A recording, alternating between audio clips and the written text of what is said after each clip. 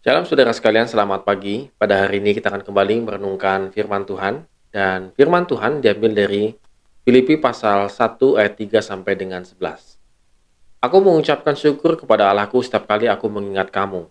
Setiap kali aku berdoa untuk kamu semua. Aku selalu berdoa dengan sukacita.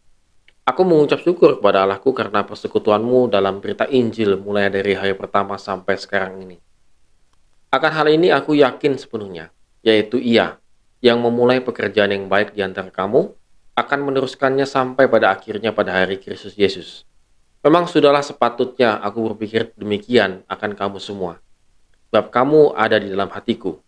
Oleh karena kamu semua seturut mendapat bagian dalam kasih karunia yang diberikan kepadaku, baik pada waktu aku dipenjarakan maupun pada waktu aku membela dan meneguhkan berita Injil.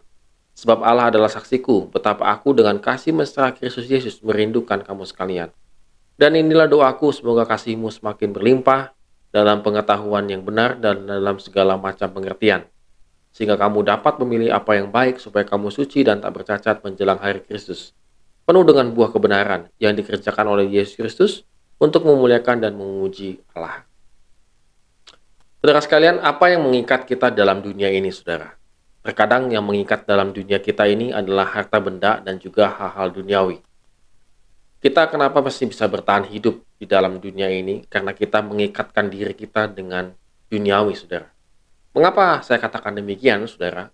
Karena banyak mungkin di antara kita yang berpikir bahwa saya belum siap untuk meninggal atau mati karena saya masih punya tanggung jawab dan tugas, yaitu untuk menghantarkan anak-anak saya sampai menikah, begitu ya, saudara. Saudara, ini banyak sekali orang berpikir demikian, saudara. Jadi kalau sudah punya anak, maka orang tuanya akan berdoa kepada Tuhan, atau mungkin orang tuanya make a wish gitu ya kepada Tuhan. Tuhan, jangan panggil saya karena saya tidak mau meninggal duluan sebelum saya melihat cucu saya, misalnya begitu. Saudara, jika hal ini kita lakukan dalam kehidupan kita, saya rasa kita sudah mengikatkan diri kepada dunia, saudara.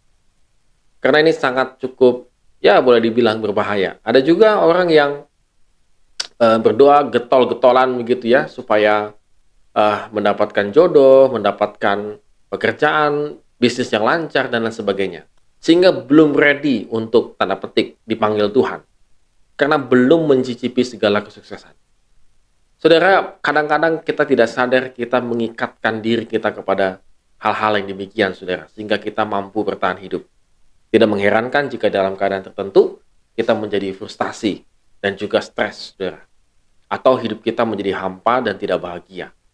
Tetapi apa yang membuat Paulus bahagia, saudara? Ada satu ikatan yang luar biasa antara Paulus dengan jemaat Filipi, yaitu jemaat Filipi dan Paulus sama-sama memberitakan Injil. Sama-sama memiliki gairah untuk memberitakan Injil. Di sini terjalin satu ikatan yang luar biasa. Sehingga Paulus selalu mengucapkan syukur setiap kali mengingat jemaat Filipi. Dia berdoa dengan sukacita. Bahkan hatinya ada di dalam jemaat Filipi. Bukan karena jemaat Filipi sudah banyak membantu dia di dalam penjara maupun dalam misinya, tetapi lebih daripada itu, karena jemaat Filipi sungguh-sungguh bertumbuh di dalam memberitakan Injil. Saudara, dalam ikatan yang sangat kuat ini, apa yang didoakan oleh Paulus?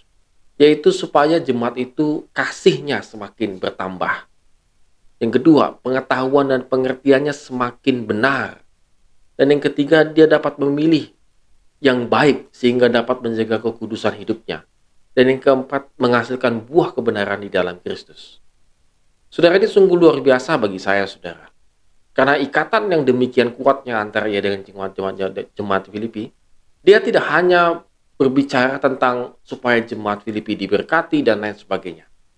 Terkadang dalam kehidupan kita, saudara, ketika kita memiliki satu ikatan dengan istri kita, anak kita, dan lain sebagainya, saudara, kita berdoa itu memang lebih banyak berbicara tentang berkat, saudara.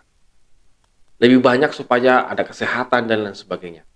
Tetapi jarang sekali, saudara, kita mendoakan seseorang, jemaat, ataupun yang lainnya, supaya kasih mereka berlimpah, pengetahuan tentang Tuhan semakin baik, dan juga dapat menjaga kekudusan hidup, dan menghasilkan buah kebenaran.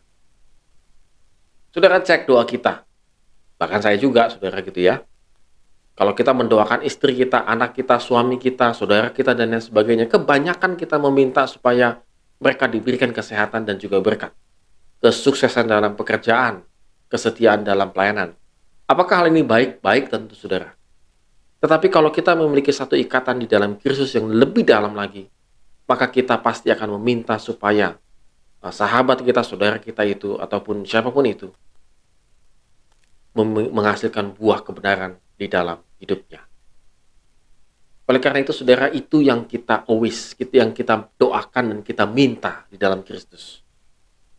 Saudara, pada hari ini tidak salah, saudara, kalau kita sudah memulai meminta kepada Tuhan untuk meminta kasih supaya semakin berlimpah dalam kehidupan kita, supaya kita memiliki pengetahuan yang benar tentang Tuhan, dan juga kita dapat memilih apakah itu baik, apakah itu buruk, sehingga kita terjaga kekudusan kita sampai Kristus datang kedua kalinya.